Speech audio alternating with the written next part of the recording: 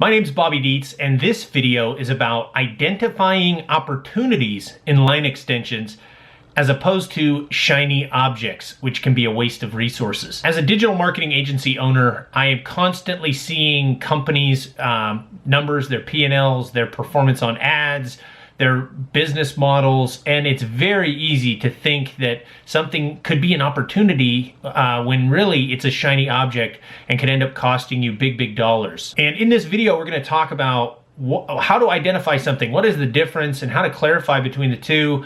I'm going to give a specific example with Rolex and what I think could be a great opportunity for their brand, and I'll also talk about what a shiny object could be as well. I'm going to give a specific example from an entrepreneur I watched at a conference speak and tell his story. He was very successful and he got trapped in a shiny object and wasted a lot of time and money. But first I want to talk about the characteristics of an opportunity versus a shiny object. The first thing is something that is within your knowledge base.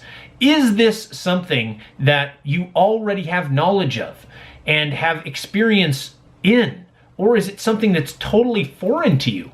If it's a completely new venture and you've got no skills or knowledge in any way, and no way that you could even lean on the knowledge that you have and experience you have, that is not something that is going to be an opportunity. That's going to be a shiny object. If simply put, a opportunity is something that you've either done before or and a shiny object is something you haven't done before. The second point in identifying an opportunity over a shiny object is something that is relevant to you today.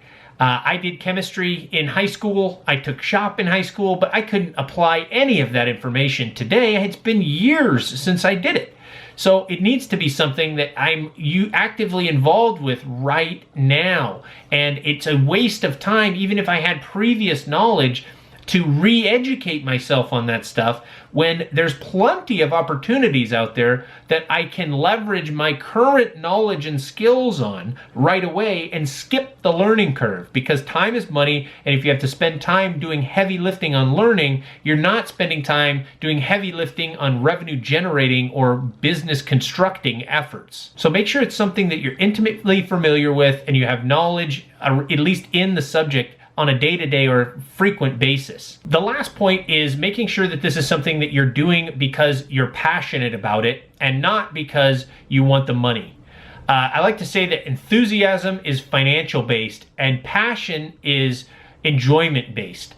Are you doing something because you want to make money and you see it as a great way to make revenue? That is enthusiasm. And the second that you hit a couple of hurdles or roadblocks and you get slowed down, you don't hit your goals, instantly you're going to lose your enthusiasm and end up quitting the project, and it just became a shiny object. That's why you have to make the decision based on something you're passionate about, because passion runs deep and you can do it even if you're not making money because you're enjoying it. Businesses are so hard to run and operate. You have to have a lot of passion behind them. Otherwise, you're just going to stop, because it's way more difficult to make money as an entrepreneur and start a business, even a line extension, than it is to go get a job and instantly make revenue.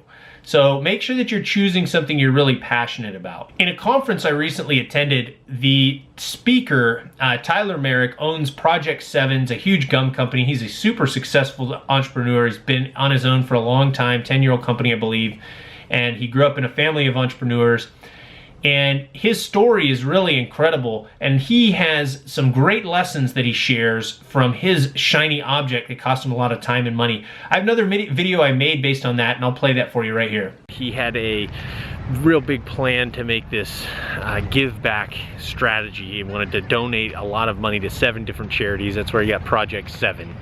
And when he created the company, he got his products into a lot of the major grocery companies. I mean, they were selling gum, that's their main deal, and then they went into several different product categories and expanded.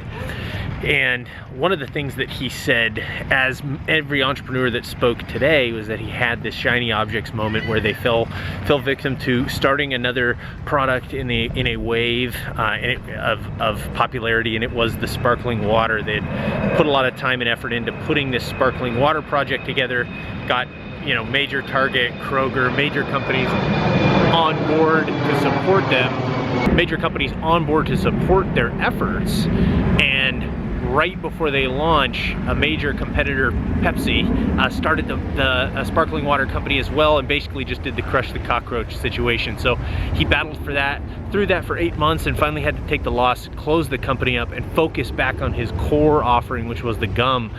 And a big lesson for him was trying to stay focused on what your core competencies are.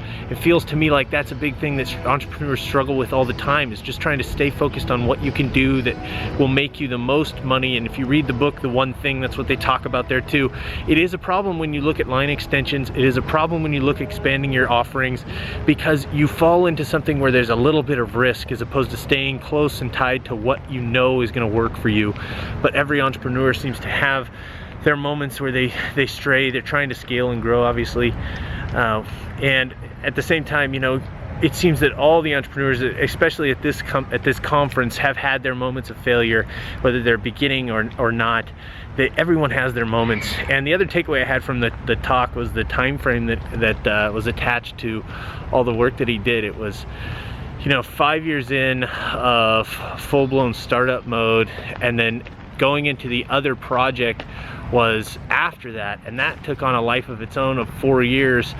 And it's really just incredible how, you know, you can brush over how long it takes to make things happen, and look at it at the end and think, oh, look at this great job that's been done by this guy or gal. They did this, it's so amazing. But in actuality, they're looking at 5-10 years of work. And the same thing happened with all the other entrepreneurs that spoke. It took a long time for them to have the growth and success. So I guess I'm transferring the message that stay focused on what you're really good at. Try to scale that and invest in that and make it as good as you can, and be patient, because it takes a lot of time. That's what I've gotten so far from the speakers today. Really good. That's a really great story about shiny objects, isn't it? I learned a lot from Tyler. He was a great speaker. It was really fun to watch and learn from him. But now I want to share a specific example of what I think an opportunity looks like for the brand Rolex. That's right, the watch company that makes some of the best watches in the world. It is the world-leading brand, and they are sitting on an opportunity. I made this video because I think they should take advantage of this opportunity, because it's not a shiny object. Check it out. An enormous community of people with years and years of experience making watches, and they only make watches. To my knowledge, they don't make bracelets. And a very popular thing with watches today, as we will go through, is wearing bracelets with your watches. And I don't see a reason that Rolex could not use their gold refinery, which they have, I believe, to make bracelets as well. Let's go through some examples. How about Tiger Woods? Ever heard of him? Bracelet, Rolex. Here's another example, him, bracelet. Let's look at Mark Wahlberg. Here's an example of him wearing a watch with a bracelet. Let's look up John Mayer, one of the biggest watch nerds of all time. John Mayer, Rolex, bracelet. There's also celebrities and people that are super bougie that wear gold bracelets with their Rolexes to go extra above and beyond. Here's a couple examples. Oh look, Sly wearing a bracelet. See, here's a great example. This is the exact bracelet I was just gonna bring up. It's this Cartier nail bracelet, and Sly's wearing it right there with a Rolex. So let's do another Google search. Okay, here we go, Cartier. That bracelet is $6,800. The amount of gold in that bracelet, there's no jewels, there's no diamonds on that bracelet. It's just the name and very specific design that's instantly recognizable. $6,800 to make that bracelet? I could go to a jeweler, probably had it made for $1,000. You're paying for that Cartier style. Why can't Rolex do the exact same thing? It's also something that's already happening with other brands. Look, people are using Rolex watches to sell their bracelets. This company has picture after picture of people wearing bracelets with Rolexes. They're leaning on the brand recognition and the high quality name of Rolex. Now, I'm not suggesting that Rolex create fabric or hemp bracelets or whatever these are made out of, but they certainly could, because it's working for this brand. A lot of these are sold out. I went and looked at their store. Why couldn't this be a Rolex bracelet, right? This is very, very easy. Maybe you have to own a Rolex to be able to buy a specific type of bracelet. Maybe it's extremely limited quantities. Maybe it's designs that are specifically for different types of watches. Even if they did partnerships, which they do from time to time with a specific jeweler, just to do a bracelet for a submariner. This seems like something that Rolex could really dive into and make a big part of their revenue stream. Just raise that top line really, really easily on something with great margins, with infrastructure that they already have in place. It's my opinion that they would not dilute their brand at all, because they're offering something that watch owners are actively buying and using, and they could make it something that's very special and limited. And even if they did it for 1 year only, I think in 50 years, people would look back and they'd see these Rolex bracelets and think, man, those were really rare. If you've got one now, it's really exciting to have, and no one even wears them because they're so rare, or they're so desired from 2020 or whatever it is that they can make them. But look, this idea doesn't just go for Rolex or Omega or Breitling or whatever the brands are. Look, I did an ad review on this company right here. It's a bracelet manufacturer that's expanded their product line, their brand extensions, and now they're making watches. This is their watch. They started the business with bracelets.